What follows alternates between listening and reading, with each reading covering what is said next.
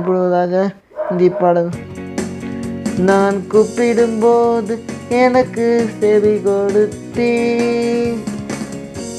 என்னை நினைத்தீ, நான் பத்திரனோ, இது உண்மையோ, என் மேல் அன்பு கூர்ந்தீ, என்னை நினைத்தீ, இது அதிசயம்.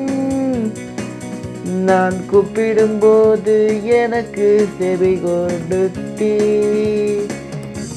என்னை நினைத்தீ,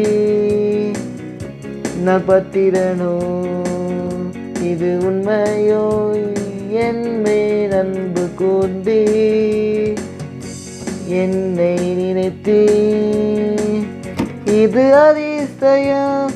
தேவனின் நண்பன், ஓ தேவனின் நண்பன், ஓ தேவனின் நண்பன் என்னை அழைக்கிறார்.